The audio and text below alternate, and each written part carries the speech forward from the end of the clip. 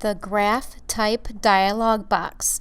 So when we're working with graphs in Illustrator, we can utilize our graph type dialog box. And let's just go ahead and look at it. So first thing I need to do is navigate to my selection tool and select the graph.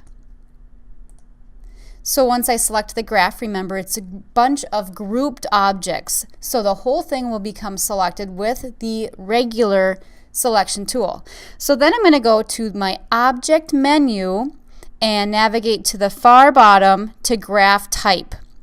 And for the graph, where we see type, data, and design. So I'm going to choose type. This will open up a dialog box that has many options. So up at the top, we choose how we're going to see or what we're going to see as far as our customized options. So we have graph options, and the one thing here, we can choose to be a different type of a graph, and a couple of key things to think about when you're trying to determine what type of a chart or graph should I do. Now when we're talking about infographics, we can divide these into different categories. Illustrator really doesn't do that. They just call all of them a graph. So when we're looking at this, when we have things like the pie chart here, the pie chart basically shows a quantitative data that's like a percentage of a whole. So that would be good to show that kind of a relationship. When we see our bar, or they call them columns, or bars, those are more used to compare trends or changes over time. Our line or fever also show that as well. An area chart really emphasizes a volume, or it's used to show a total quantity rather than to emphasize a portion of the data. So it's, we talk about line charts, or what we call sometimes fever charts, where they mark specific points, and an area is that filled in underneath of that line. So it's including those numbers. That amount is also important.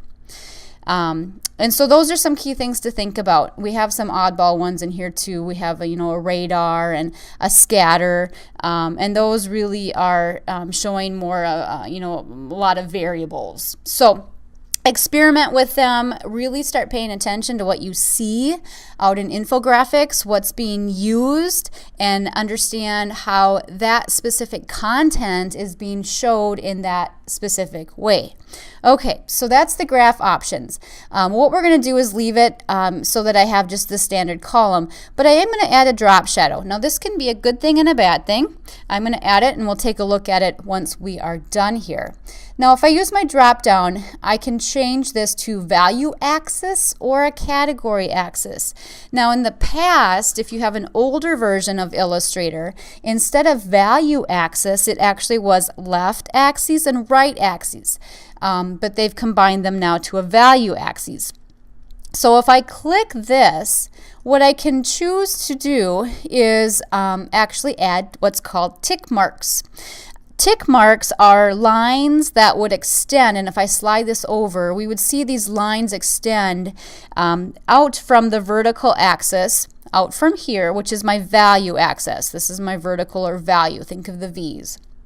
So they help viewers interpret the meaning of the column height by indicating these incremental values on this axis. So it just tells us exactly where this is.